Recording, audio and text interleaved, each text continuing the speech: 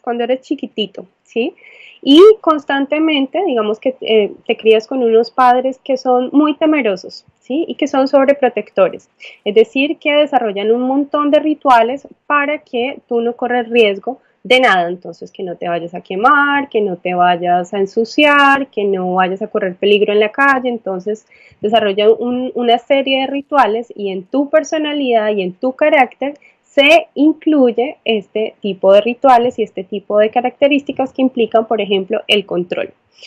Lo natural en tu organismo es vivir un montón y una serie de experiencias, pero si te enseñaron que hay experiencias que no se pueden vivir porque hay que evitar, por ejemplo, el peligro, a la calle no puedes salir después de las 6 de la tarde nunca, pero tú quieres salir porque está afuera un grupo de amigos, entonces empiezas a desarrollar la ansiedad, ¿sí? Es decir, tú quieres salir, pero no puedes porque te imaginas que es peligroso y estás condicionado, es decir, en tu carácter está un suponer que va a suceder eso, ¿sí? Es casi que una probabilidad de que siempre va a suceder algo negativo. Entonces, aquí desarrollas un rasgo. ¿Qué sucede? Que si tú a lo largo de tu vida, tú vas creciendo, vas conociendo nuevas personas, vas interactuando, vas a la escuela, vas al trabajo, en fin, después, si tú no descubres que no puedes salir después de las 6 de la tarde y de verdad sigues con este condicionamiento y sigues desarrollando rasgos ansiosos, pues esto se puede convertir en un trastorno, ¿sí? Es decir, que ya se vuelve en un aspecto tan rígido del ser que empieza a caracterizarte en toda la manera en cómo tú te relacionas en los diferentes ámbitos de tu vida. Entonces, esa es como la diferencia cuando es un rasgo, cuando es solo una característica, ¿sí? Y cuando ya se puede convertir o se convierte en un trastorno y cuando se convierte en un trastorno, cuando ya se parte de tu carácter y afecta a diferentes áreas de tu vida, es decir, tú siempre utilizas el mismo mecanismo para relacionarte o para manifestarte o comportarte en diferentes ámbitos de tu vida y esto genera, por supuesto, un gran desequilibrio en tu vida. Y de eso también va a depender posteriormente el tratamiento o el trabajo que haya que hacer bien en psicoterapia o bien pues en otras propuestas que existen para trabajar los trastornos mentales. ¿Cómo afecta este trastorno la vida de las personas? ¿Cuáles serían como los síntomas psicológicos y físicos? ¿Qué es lo que está viviendo una persona que se consideraría que ya tiene un trastorno? Uh-huh. Bueno, empecemos como con lo más básico y es, empieza a verse como un rasgo cuando tú de vez en cuando, o sea, no hay una periodicidad y eso también dependerá del tipo de trastorno que tengas porque hay varios, pero normalmente se habla de un periodo de 6 meses o más. ¿Sí? Entonces, ¿qué ocurre? Primero que siempre esta persona se imagina que el futuro es negativo, ¿sí? Esa es una característica predominante en una persona que vive ansiedad. Siempre se está imaginando un futuro negativo, es decir, que todos sus pensamientos son catastróficos. ¿Mm? Entonces, cuando piensa, por ejemplo, en el área laboral, entonces se va a imaginar que va a haber alguna catástrofe en su trabajo, va a haber algo negativo, que su jefe lo va a echar, que no es competente. Si se imagina el área familiar, entonces digamos que su pareja no lo quiere, que no va a estar con él. En fin, entonces todos sus pensamientos son catastróficos o se orientan hacia eso. En ocasiones, y dependiendo entonces de hacia dónde se enfoquen, pues va a ser el tipo de trastorno. Entonces, por ejemplo, hay ansiedad social que tiene que ver solamente con la interacción con personas extrañas, o hay ansiedad por separación que tiene que ver solo con el apego a personas muy significativas a nivel vincular. Entonces, dependiendo del área en que se haya desarrollado, pues se va a dar como el trastorno. Otra característica es entonces la temporalidad.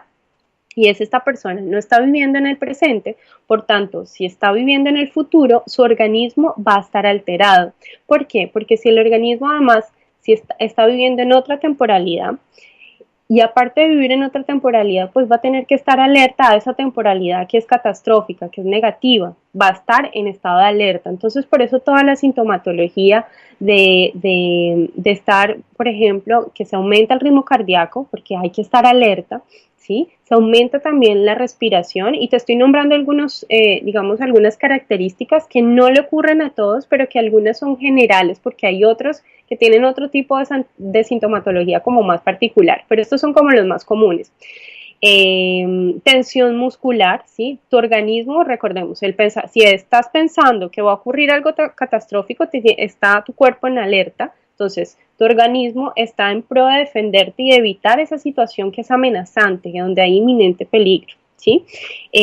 Otra característica, por ejemplo, si ya llegas a un estado de gran angustia, es las llamadas crisis de pánico. Entonces aquí es cuando tú sientes, de hecho, muchas personas tienen la sensación de que van a morir, ¿sí? El ritmo cardíaco se altera, el ritmo es tan grande o tan acelerado que sientes que estás teniendo un paro cardíaco, como te falta oxígeno, entonces hay confusión, muchas personas se desmayan, es decir, hay mucha sintomatología que se confunde con otro tipo de enfermedades físicas. Eso sucede como a nivel fisiológico.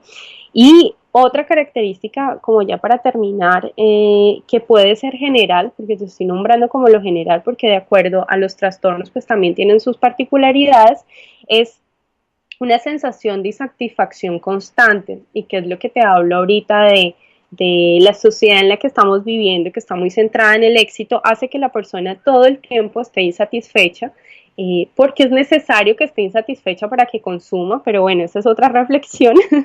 Entonces esta persona está viviendo ansiosa constantemente porque está insatisfecha en quién es, ¿sí? Quiere cambiar, quiere transformarse de manera constante, por tanto no hay aceptación.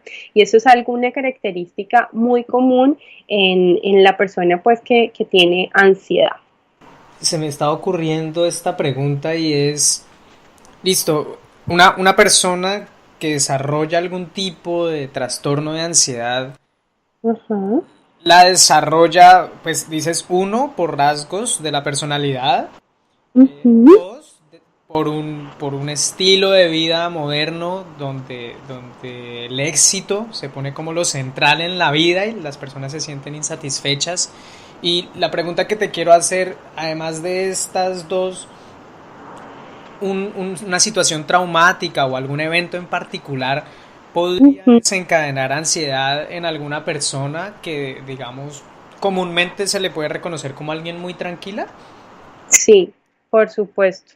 De hecho, la mayoría, bueno, no voy a hacer como esa afirmación tan fuerte, pero lo que yo me he encontrado es que muchas personas que tienen este tipo de trastornos que en ocasiones son bien llamativos, como la ansiedad social o la de separación, suele ser por un evento traumático. Por ejemplo, lo que me sucede a mí con consultantes en Colombia. Colombia es un país muy violento y nosotros hemos sufrido situaciones donde nuestras familias han sido secuestradas o han ocurrido robos, por ejemplo, o que han corrido de verdad un riesgo y han sufrido un alto estrés. Por tanto, el hecho de que vivamos en una sociedad como tal que no se acaba la violencia a pesar de todas las transformaciones y de todo lo que ha sucedido, y que podemos hablar y decir que todavía no es la misma violencia que estábamos viviendo hace 20 años, pues estas personas que han vivido este tipo de situaciones traumáticas desencadenan una forma de reaccionar ante circunstancias de la vida que son supremamente exageradas porque no tienen que ver con la realidad. Sí, pero sí, efectivamente muchas experiencias traumáticas son aquellas que o generan que la persona altere su percepción y que se quede viendo o experimentando su realidad desde esa experiencia traumática.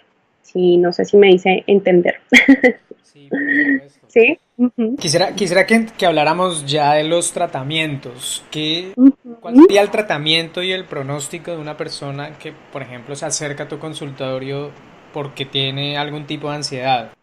Uh-huh. Pues mira, eso, bueno, primero como te hablé en un inicio que me preguntabas sobre la terapia Gestalt, y es si el trabajo se da desde la mirada fenomenológica, lo que nos va a interesar es cómo esta persona que llega a consulta vive la ansiedad. A mí no me, si bien yo puedo hablar de diagnósticos y me apoyo, por supuesto, de esto, yo no entro a categorizar a la persona. A mí lo que me interesa es cómo esta persona vive la ansiedad. En ese sentido se va a dar el tratamiento porque ahí voy a comprender el grado de complejidad, ¿sí? Y el padecimiento de esta persona, cómo está afectando esta situación o estos episodios ansiosos la vida de esta persona y qué áreas está afectando.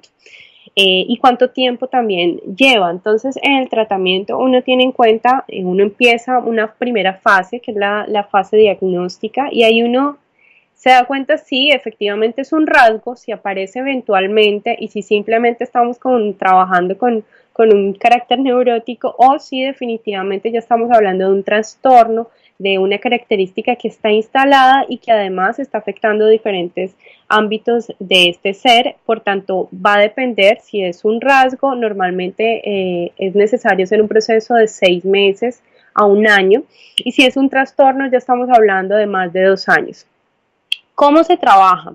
Entonces, desde esta mirada, lo que nosotros hacemos primero es, pensemos como qué es lo contrario de ansiedad. ¿Qué se te ocurre, Feli? Que es como el antónimo de ansiedad. ¿Calma?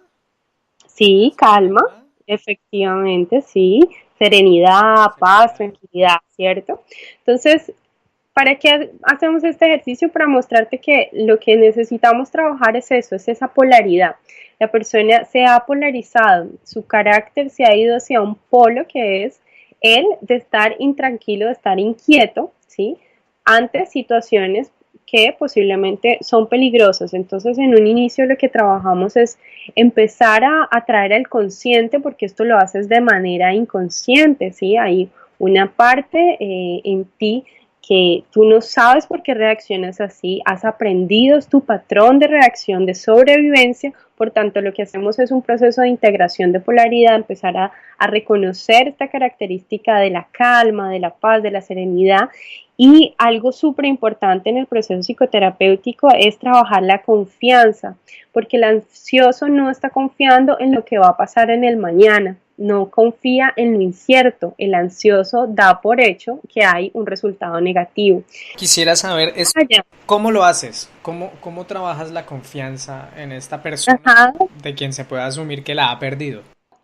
Bueno, eh, pues no sé si quieres que te hable un poquito de técnicas. ¿Te refieres como a eso? Lo que quieras. Si quieres dar una Vale. explicación de las técnicas, bienvenido. Ajá.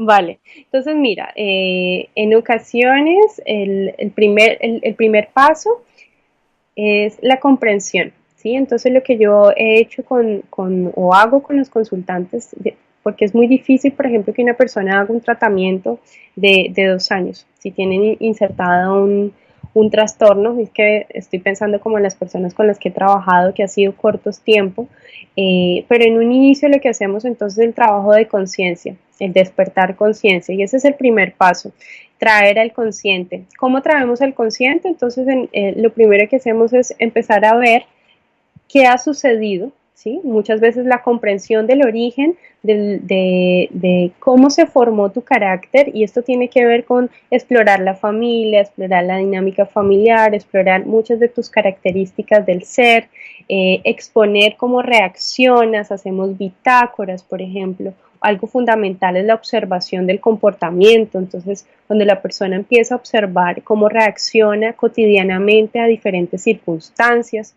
de la vida cotidiana, donde empieza a identificar, por ejemplo, que aparecen los cuadros ansiosos. Cuando aparecen los cuadros ansiosos o las crisis ansiosas, entonces hay que hacer una observación muy detallada de qué es lo que está sucediendo ahí. Entonces hay un trabajo frente a los pensamientos, por ejemplo. Entonces, si hay pensamientos de desconfianza, no es solo decir, ok, tienes que empezar a confiar, hay que empezar a hacer casi que, y el experimento en terapia es de investigación, ¿sí? Lo que yo hago o lo que hacemos muchos en psicoterapia es ven y conócete e investigate cómo funciona tu carácter y empieza a ser consciente estos patrones. Entonces, el primer paso es hacer conciencia.